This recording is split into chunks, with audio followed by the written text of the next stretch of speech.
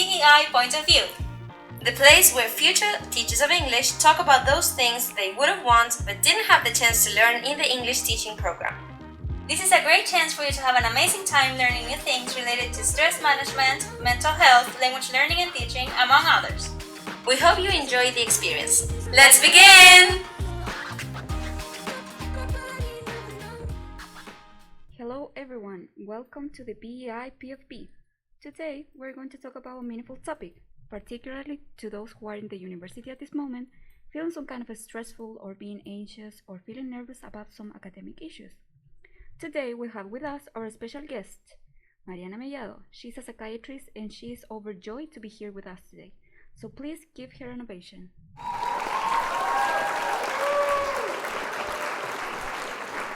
Hello, so I'm delighted to be here with you today talking about this, since this is a significant topic for me due to the fact that I suffer from nervousness and stress while my period at the university.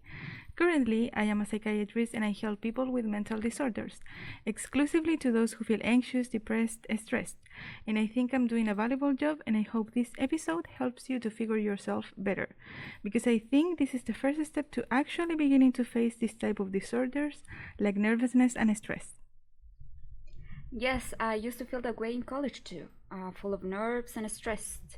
In fact, with my friends, we used to joke about this without knowing what it genuinely meant. And we didn't take the weight that this entails either. Many times I had serious problems carrying out my daily activities due to those disorders that you referred to, and that's why we're here today. Well, Jennifer, I would like to tell you that perhaps, as many of you may perceive, stress and nervousness are closely related. Sometimes when you feel stressed about anything that is out of your control, you tend to feel nervous when you actually face that situation. Nonetheless, it is necessary to give a suitable definition about what nervousness and stress are. Although they are related, they are distinguishable from each other. First, nervousness is that feeling of insecurity when you are facing a specific task, usually related to achievement or disappointment.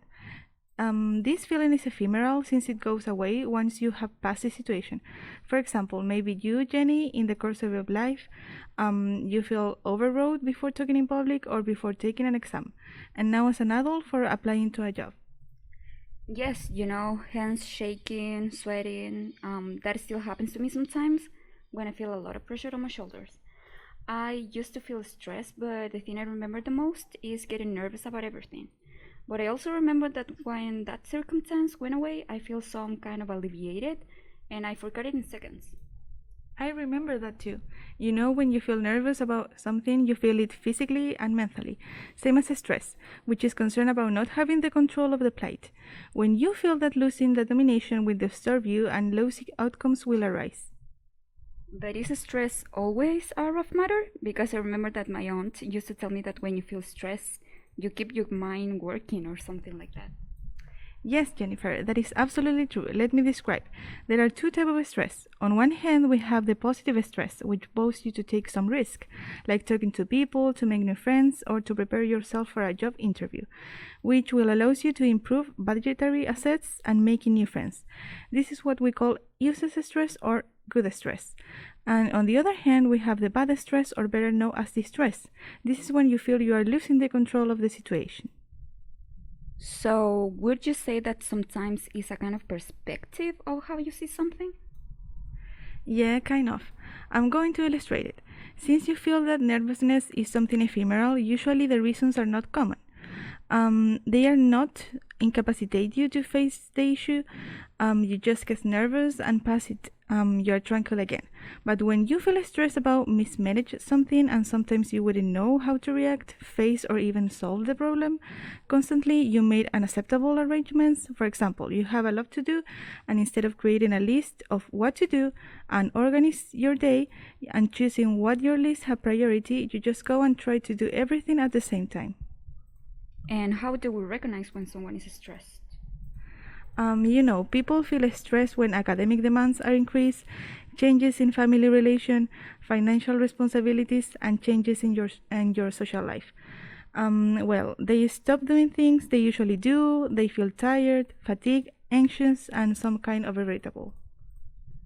Would you like to provide us some tips to avoid getting stressed? I would say eat healthy and do exercise, but you know what I think about that.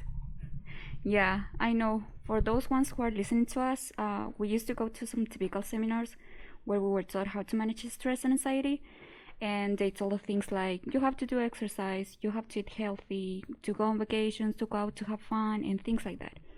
And we used to laugh a lot because this is not real. A real person cannot afford that because some of us used to work and study at the same time, you know. Eating healthy and doing exercise doesn't pay the bills. And I also used to hate them for saying that. I swear because it's not real. You don't have time for that. And even when you try to do those things, you end up more stressed than before. I agree. Well, some effective advice for you to avoid stress or to reduce it are: first, you have to be able to manage your time effectively. For example, make a schedule and follow it. Create a to-do list and organize your task in order of importance. If you manage your time, you will not accumulate duties and you will not be worried about it.